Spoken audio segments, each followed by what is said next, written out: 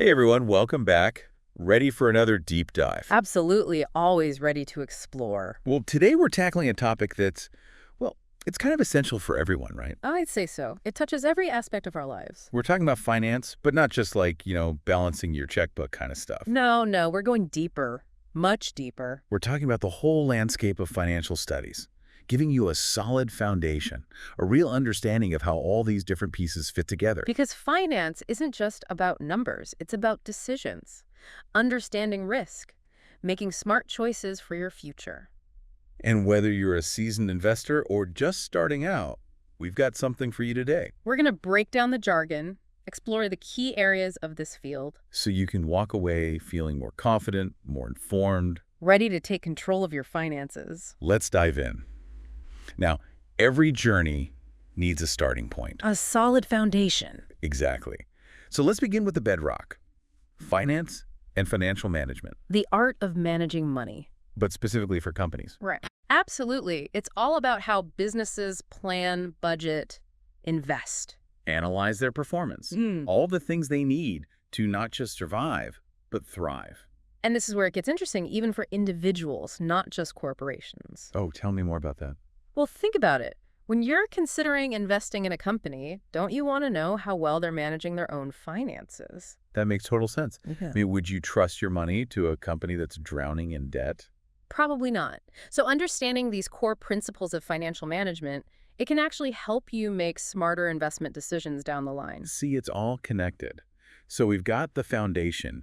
Now, how do we actually grow our wealth? I think everyone wants to know that. That's where investment and portfolio management come in. Ah, the exciting stuff. Right. It's about developing strategies to make your money work for you. Primarily through investments, I'm guessing, like stocks, bonds, real estate. You got it. But it's not just about picking random investments and hoping for the best. Definitely not.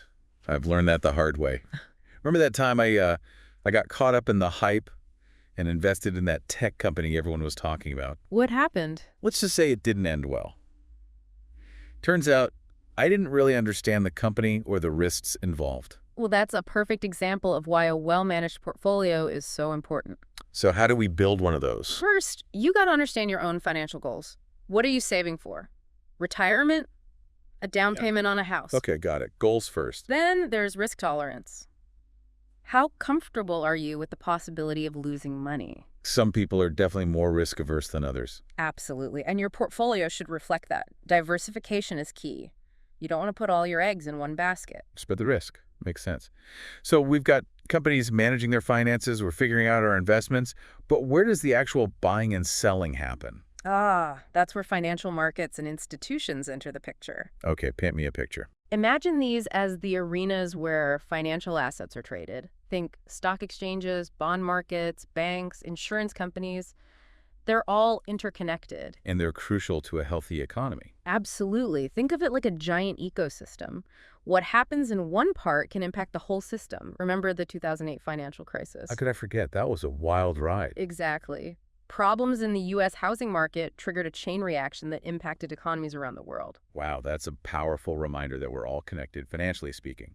Okay, so let's zoom back in a bit. We talked about finance from the company's perspective, but what about corporate finance? How's that different? Good question. Corporate finance really digs into the nitty-gritty of financial decisions that companies make every single day. Like what kind of decisions? Things like how they raise capital to fund their operations, should they issue stocks, take on debt, what's the right balance? Finding that sweet spot. It's a balancing act. It is. Then there's how they manage that debt, decide what to do with their profits, do they reinvest, pay dividends to shareholders. These are some high-stakes decisions. Yeah. No wonder companies have entire teams dedicated to this stuff. And understanding these concepts can actually make you a savvier investor. Oh, I see where you're going with this. Right. Let's say you're looking at two companies in the same industry. One has a really high debt-to-equity ratio. Red flag. Well, not necessarily. It could mean they're taking on a lot of risk, but it could also mean they're using debt strategically to fuel growth. It's all about context. So like a puzzle, figuring out what the numbers really mean for the company's future. Exactly. But there's another piece to the puzzle that we can't ignore. Oh, what's that? The human element. Ah, right. We're not always rational creatures, especially when it comes to money. I know I've made some impulsive decisions in the past. That's where behavioral finance comes into play.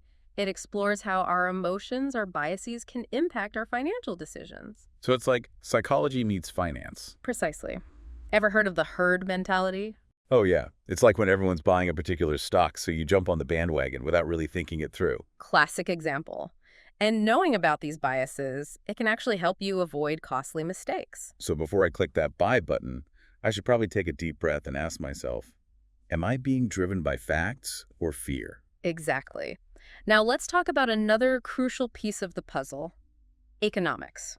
Okay, so how does economics fit into all of this? Well, that's where financial economics comes in. It's like a bridge connecting these two worlds. Bridging the gap, I like it. It basically uses economic principles to understand how financial markets work, how assets are priced, how factors like inflation or interest rates can impact our investments. Right, we can't just look at numbers in a vacuum. Exactly. We need to understand the broader economic context. You mentioned market efficiency earlier. Can you explain that a bit more? Sure. The idea behind market efficiency is that stock prices already reflect all available information. So in theory, it's super difficult to consistently beat the market. So no crystal ball. Afraid not.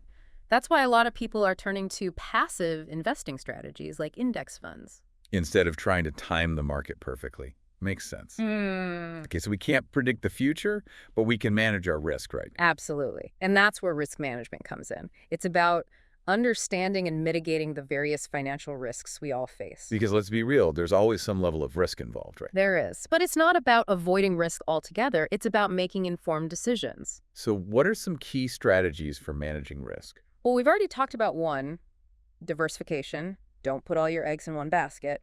But there's also insurance, hedging your bets, really doing your homework before making any investment. Right. Due diligence is key.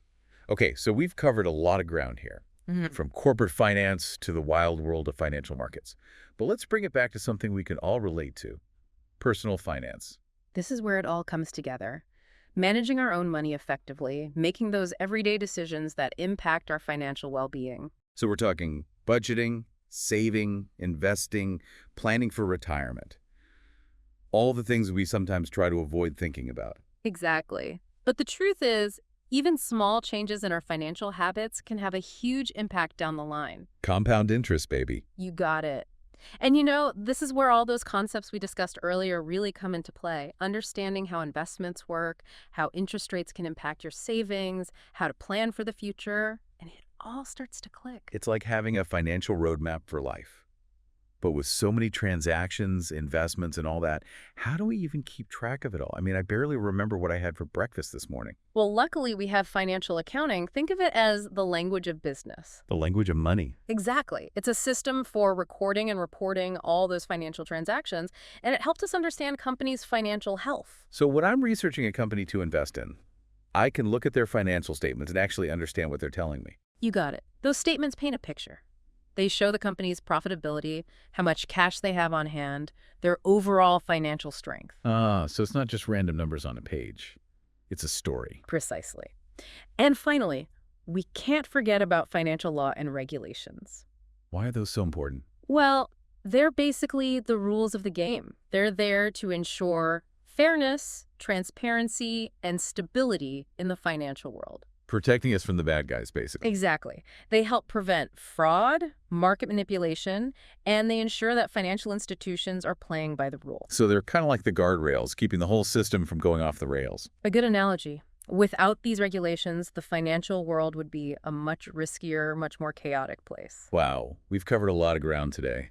From the nuts and bolts of financial management to the big picture of global markets and everything in between. It's been quite a journey. It has. And you know, what's amazing is that this is really just the beginning. The world of finance is vast, constantly evolving, and there's always more to learn. Absolutely.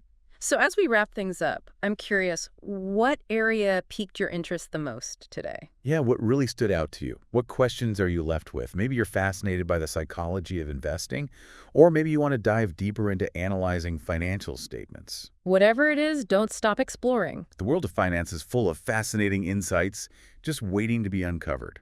So keep learning, keep asking questions, and who knows? Maybe one day you'll be a financial expert yourself. Until next time. See you then.